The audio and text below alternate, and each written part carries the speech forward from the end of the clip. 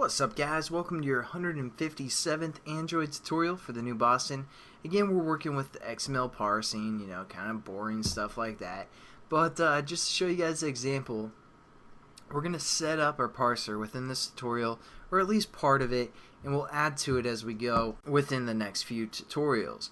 So, we created, this full URI with the help of our string builder to match our city and state, which is what we're going to need when working with the Google Weather API.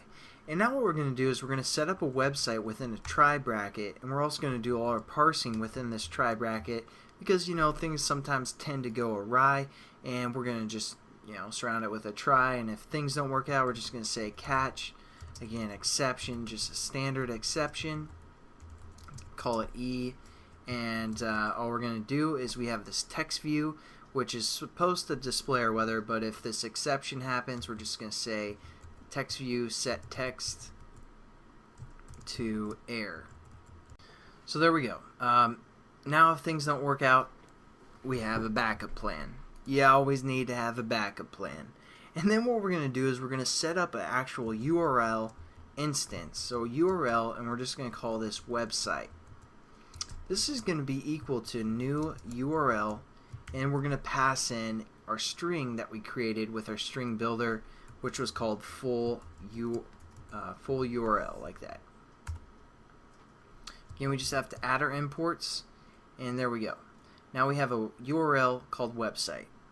What we need to do to parse the data is use a Satisfactory or Sax.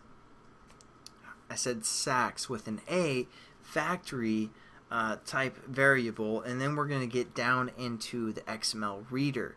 Now what Sax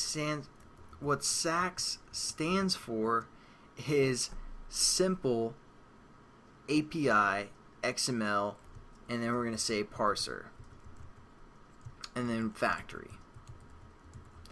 So this is just a variable we're going to call SPF, something like that. And then we're going to say this is equal to our Sax parser factory and a new instance of that. So all we do is just dot new instance, kind of gives us the default Sax parser factory, and then we can just kind of specify that a little bit more. We're going to create a Sax parser,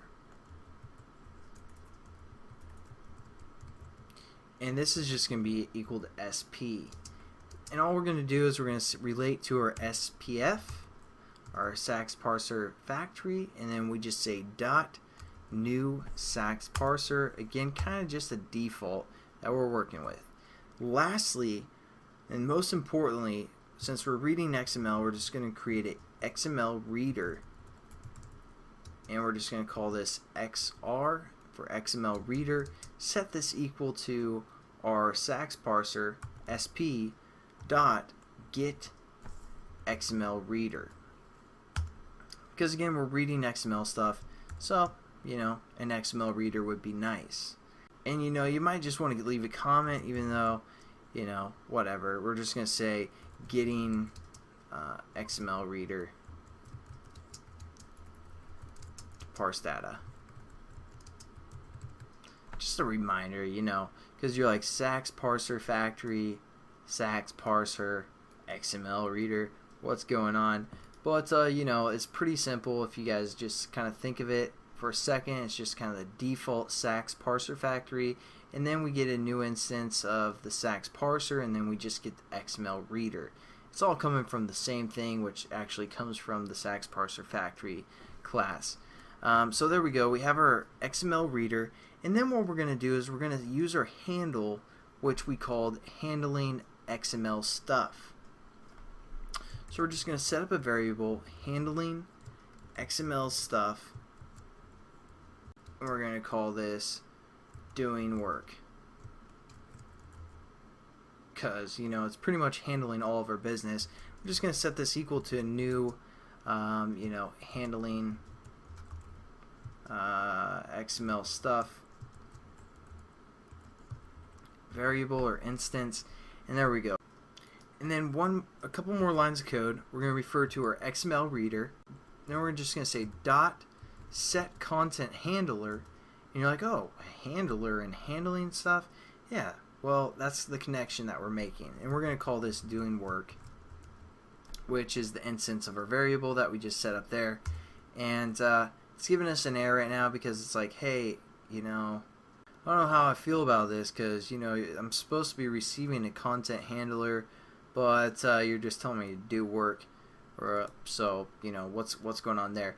Well, we haven't defined this class. We haven't set up what this instance means. We're going to get to that in a few tutorial, or in the next tutorial probably. But that's what we want to look for, and that's the method how we use this XML reader to look for the things that we actually want to look for. And then again, we're going to set up this variable, which is a handling XML stuff type variable, to look for the stuff that we actually want, or, you know, our city and temperature and all that stuff. And then what we're going to say is our XR reader, XML reader dot parse, and then as you can see, it takes some sort of an input, and what we're going to do is we're going to say new input source, and we're going to refer to our website or URL, and then dot OpenStream.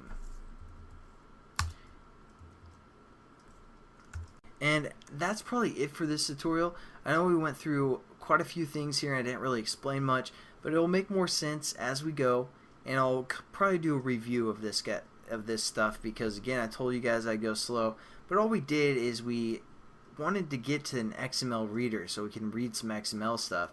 So we referred to the Sax parser factory class, basically just to get the default instance, and then we even specified it a little bit further by creating a Sax parser, and all that's going to do is create a new Sax parser out of our Sax parser factory.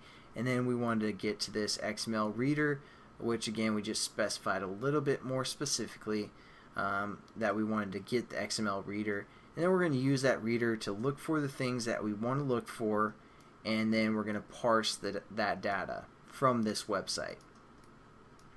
So again, it's a little bit confusing for now, guys, but I promise I'll explain it in the next few tutorials, and I hope to see you guys then. Hope you have a good one, and peace.